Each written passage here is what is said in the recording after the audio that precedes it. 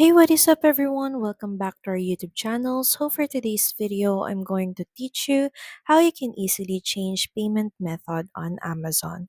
So all you have to do is just access amazon.com in your browser.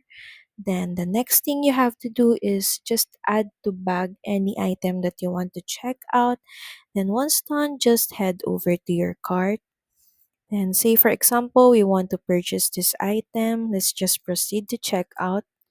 So just choose the delivery address, and from there, the payment options will appear. You can choose to pay via credit or debit cards, or you can also use a gift card voucher and promotional codes, and you can add another payment method such as Amazon Store Card.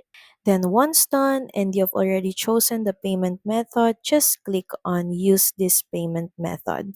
So that's pretty much it. Thank you very much for watching this video. I hope that you find this video helpful.